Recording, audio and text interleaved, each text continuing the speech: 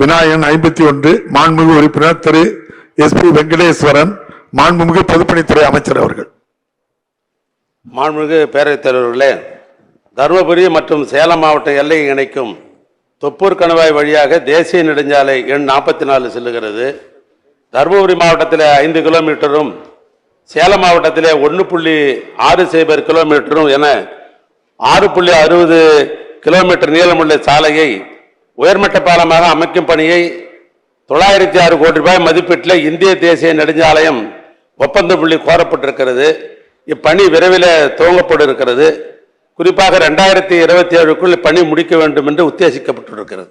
மாண்புமிகு உறுப்பினர் வெங்கடேஸ்வரன். மாண்புமிகு அமைச்சருக்கு நன்றி தெரிவித்துக் கொண்டு, மாண்புமிகு பேரவைத் தலைவருக்கு வணக்கம். தொப்பூர் மலைப்பாதை தினந்தோறும் விபத்துகள் ஏற்படும் பகுதி.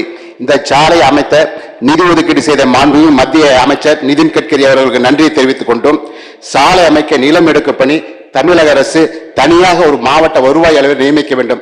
இப்பொழுது அதே மாவட்ட வருவாய் அலுவலர் நியமிக்கப்பட்டிருப்பதால் பணி ஆரம்பிப்பது லேட் ஆகும். ஏனென்றால் தினந்தோறும் விபத்துக்கள், அந்த பகுதியில் விபத்துக்கள், உயிரிழப்புகள் ஏற்படுகிறது. அதனால் ஒவ்வொரு நாளும் இன்று கூட இப்பொழுது கூட அந்த மலைப்பாதையை கடக்க வேண்டும் என்றால் 1 மணி நேரம் காலதாமதம் ஏற்படுகிறது. அதனால் அந்த மாவட்ட வருவாய் அலுவலர் தனியார் நியமனங்களை கேட்டுக்கொண்டு நில எடுப்பு பணி விரைவாக முடிக்க வேண்டும் கேட்டுக்கொள்கிறேன். மற்றும் அதே தேசிய நெடுஞ்சாலையில் அதிக விபத்துகளும் உயிரிழப்புகளும் ஏற்படும் பகுதிகளான வெள்ளக்கல், பாளையம்புது, சேசம்பட்டி பிரிவு, தேவரத்து பள்ளம், ஏழையன் கொட்டாய், பழைய திருமண்டி பிரிவு சாலைகளில் உயர்மட்ட மேம்பாலம் அமைக்க வேண்டும் என்று மத்திய அரசை தமிழக அரசு வலியுறுத்தி கேட்டுக்கொண்டு அந்த பணிகளை விரைவுபடுத்த மாண்புமிகு அமைச்சர் வாயிலாக நான் வலியுறுத்தி கேட்டு நான் நன்றி கூறி அமரை. நன்றி அமைச்சர் அவர்கள். மாண்புமிகு பேரவைத் தலைவர்களே, இதுபோன்று இந்த நிலநடுப்பிலே காலதாமதம் ஏற்படுது என்கிற ஒரே காரணத்திற்காக திராவிட மாடல் ஆட்சி அமைந்தவுடனே மாண்பு முதலமைச்சர் அவர்கள் தமிழ்நாடு முழுவதும் 5 தனியாக மாவட்ட வருவாய் அலுவலர்கள் DRO அவர்கள் போடப்பட்டு நிலம் கையகப்படுத்த கொண்டு அந்த நிலை இருக்கிறது.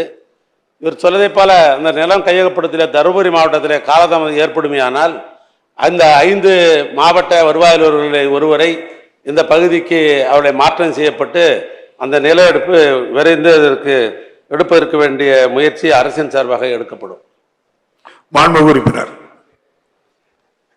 மாண்புமிகு பேரவைத் தலைவர்களே, அமைச்சருக்கு மீண்டும் நன்றியை தெரிவித்துக் கொண்டு, தருமபுரி நகரத்தில் அதிகமான மக்கள் பாதிக்கும் பகுதியான 4 வழிச்சாலை பகுதியில் தினந்தோறும் நடைபெறுகிறது. அதனால் ராமக்கால் ஏரி முதல் மாவட்ட ஆட்சியர் தலைவர் அலுவலகம் வரை ஒரு உயர்மட்ட மேம்பாலம் அமைக்க வேண்டியும், அதேபோல் தருமபுரி நல்லம்பள்ளி பகுதியிலிருந்து ராஜாப்பேட்டை, குண்டல்பட்டி வரை ஒரு சுற்றுச்சாலை அமைப்பதாக மாண்புமிகு அமைச்சர் சட்டமன்ற கூட்டத்தில் அறிவிப்பு செய்தார்.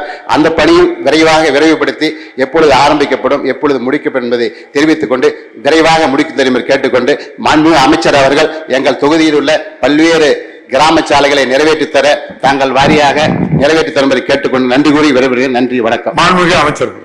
மாண்புமிகு பேரவைத் தலைவர்களே, தருமபுரி நகருக்கு 4 வழிச்சாலை சந்திப்பில் ஒரு உயர்மட்ட சாலை அமைக்க வேண்டும் என்ற கோரிக்கையை நம்முடைய சட்டமன்ற உறுப்பினர் வைத்திருக்கிறார்கள். அதேபோன்ற தருமபுரிக்கு புறவழிச்சாலை அமைக்க வேண்டும் என்ற கோரிக்கையும் அவர் ஏற்கனவே சட்டமன்றத்திலே பேசி எடுக்கப்பட்டிருக்கிறது.